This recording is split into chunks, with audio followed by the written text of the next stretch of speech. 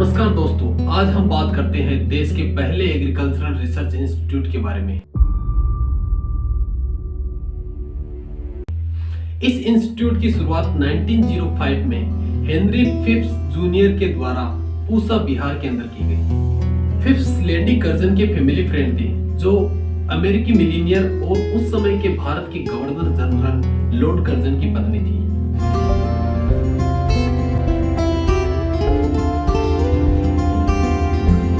Phipps ने अपनी भारत यात्रा के दौरान उस समय 30,000 यूरो का दान दिया, जिनका उपयोग इस इंस्टीट्यूट की शुरुआत करने में किया गया।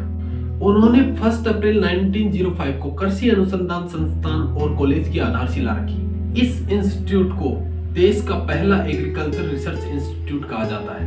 1911 में इसका नाम बदलकर imperial institute of agriculture research और 1919 में इसका नाम बदलकर इंपीरियल एग्रीकल्चरल रिसर्च इंस्टीट्यूट कर दिया गया। इसे नॉर्थ बिहार के पूसा में स्थापित करने का विकल्प नील के बागानों के करीब होना था, जिन्हें पुनरुद्धार की जरूरत थी।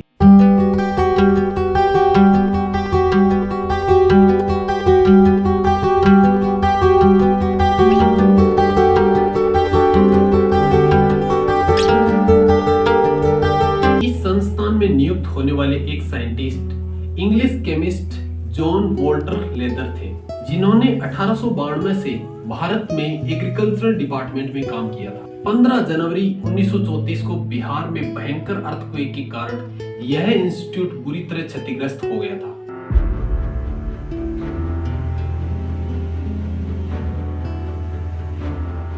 उसके तुरंत बाद ही जुलाई 1934 को स्टेट सेक्रेटरी ने इसके ट्रांसफर को मंजूरी दे दी और फाइनली यूनियन असेंबली की फाइनेंस कमेटी ने 25 अगस्त 1934 को इसके ट्रांसफर को मंजूरी दे दी। $48,000 की अनुमानित लागत पर इस संस्थान को फिर दिल्ली स्थानांतरित किया गया, उस स्थान पर जिसे अब दिल्ली में पूसा कहा जाता है। बी विश्वनाथ, जो एक सॉइल साइंटिस्ट थे, इस इंस्टीट्यूट के प्रमुख बनने वाले प्रथम भारतीय बने।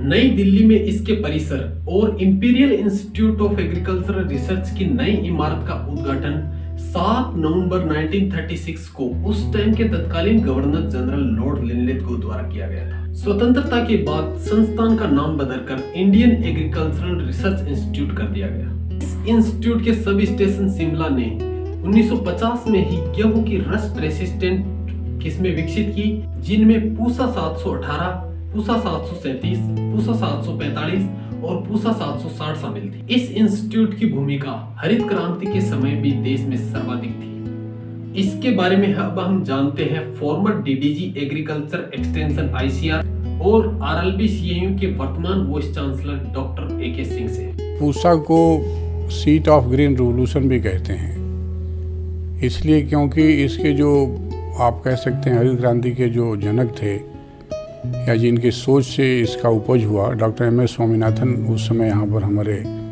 संस्थान के डायरेक्टर थे और उनकी देख रेख में जो पहले बार ट्रायल्स जो ड्वार्फ फीड पे शुरू हुए, उनके देख रेख में शुरू हुए, हमने किया और देश के अन्य जो संस्थान थे उन्हें भी हमने एक तरह से निर्देशन जो देना चाहिए उसको उपलब्ध कराया। तो देश में सबसे पहले यहाँ पर जो ड्वार्फ फीड की वैरायटी थी उनकी टेस्टिंग यहाँ शुरू हुई और उनको लेते हुए जो मैक्सिको से जेनेटिक मटेरियल मिला हमें, उसको अपने यहाँ के जो वैरायटी थी उनमें समावेश करते हुए प्रजातियों का, बहुनी प्रजातियों का विकास हुआ, जिससे बाद में चलकर हरित क्रांति हुई और देश में जो बहुधा खाद्यान्नों की कमी थी, अनाज दूसरे देशों से हमें मंगाना पड़ता था, उसमें हम सफलता पा पाए। संसद के UGC एक्ट 1956 के अनुसार 1958 में इस इंस्टीट्यूट को डीम्ड यूनिवर्सिटी के रूप में मान्यता मिल गई और तब से इसमें MSc और PhD प्रोग्राम चल रहे हैं तथा इसके साथ अनेक रिसर्च भी चल रहे हैं। कहानी को अब फिर से शुरुआत में ले चलते हैं। अर्थक्वेक के बाद जो संस्थान बच गया था, 1970 तक उसे एक एग्रीकल्चरल रिसर्च स्टेशन के रूप में अपग्रेड कर दिया गया था और बाद में वहां बिहार सरकार ने राजेंद्र एग्रीकल्चर यूनिवर्सिटी की स्थापना की।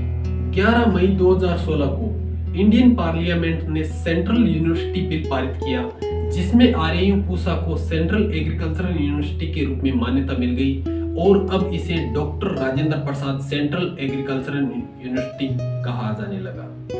तो इस प्रकार देश के पहले एग्रीकल्चरल रिसर्च इंस्टीट्यूट की शुरुआत होती है।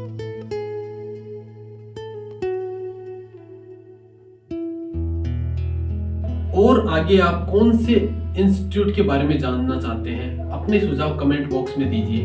तब तक के लिए धन्यवाद।